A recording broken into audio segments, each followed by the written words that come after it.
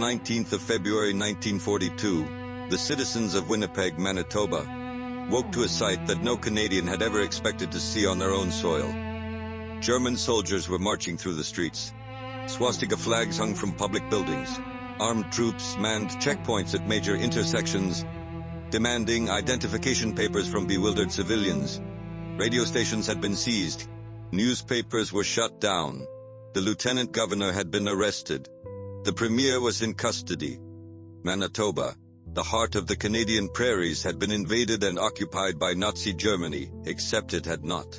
The entire spectacle was a performance, an elaborately staged simulation of a German invasion that was designed to achieve something that no amount of speeches, posters, or newsreel footage had been able to accomplish. It was designed to make Canadians feel, in their bones, in their daily routines, in the sudden absence of every freedom they took for granted, what it would actually mean to live under enemy occupation. The event was called If Day, and it remains one of the most audacious and effective propaganda exercises in the history of the Second World War. The idea was conceived by the Greater Winnipeg Victory Loan Committee, the local organization responsible for promoting the sale of war bonds. Canada, like all the Allied nations, was financing the war through a combination of taxation and public borrowing, and the success of the war bond campaigns was essential to the national war effort.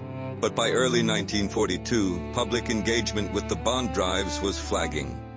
The war, though only 2 years old for Canada, already felt remote. The battles were being fought across oceans, in places that most Canadians could not locate on a map. The daily reality of life in Winnipeg, cold, comfortable, and far from any front line, made the urgency of the war effort difficult to sustain. The committee's solution was radical. Instead of asking Canadians to imagine what might happen if the war came to them, they would show them. They would stage a mock invasion so realistic that participants and observers would experience, if only for a few hours, the shock and disorientation of enemy occupation. The planning was extensive and involved the cooperation of the Canadian military, local government, police, media, and hundreds of volunteers who would play the roles of German occupiers, resistance fighters, and subjugated civilians. The invasion began before dawn. Approximately 3,500 members of the local reserve units and volunteer organizations, dressed in uniforms modified to resemble German military dress, moved into position around the city. As day broke, Winnipeg citizens encountered a city. Barricades had been erected at key intersections. Signs in German had replaced English ones. The city's name had been changed on official signage to Himmlerstadt, a deliberate provocation that connected the occupation to one of the most feared figures in the Nazi regime. Public buildings flew the swastika, and uniformed soldiers, speaking in clipped authoritative tones, were everywhere. The attention to detail was remarkable. Mock arrests were staged with prominent citizens, including local politicians and business leaders, taken into custody and paraded through the streets. Books were ceremonially burned in a public square, evoking the real book burnings that had taken place in Germany in 1933. Churches were ordered closed. Freedom of assembly was prohibited.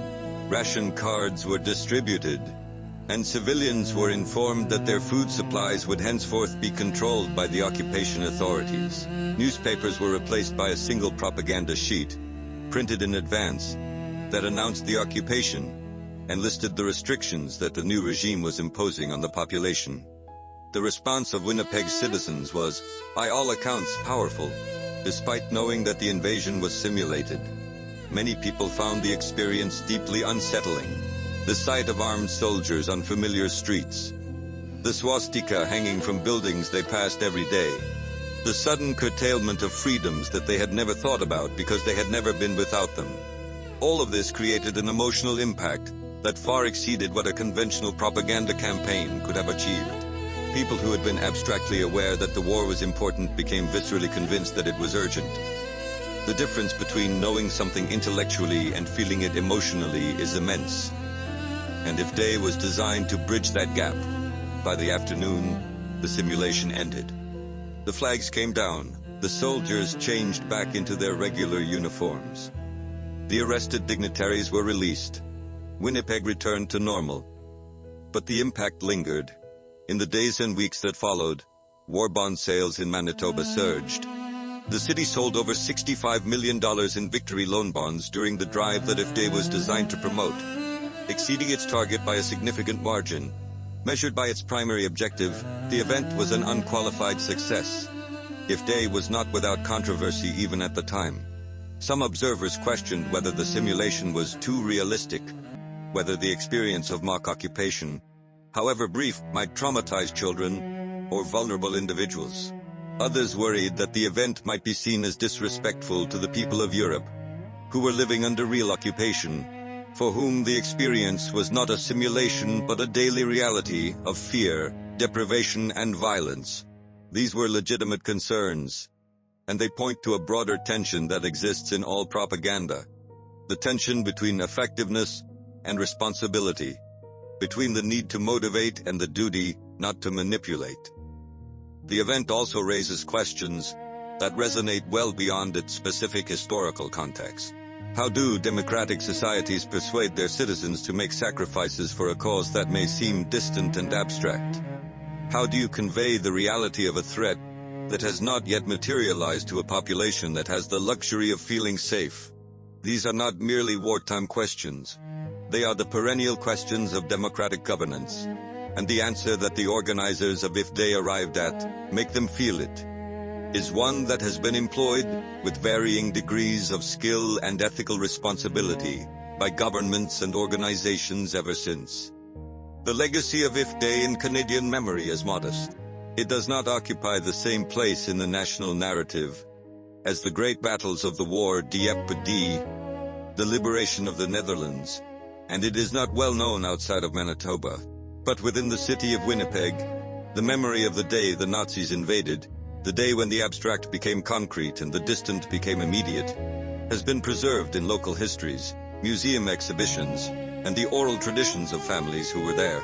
It is a reminder that the home front was not merely a passive backdrop to the military campaigns fought overseas.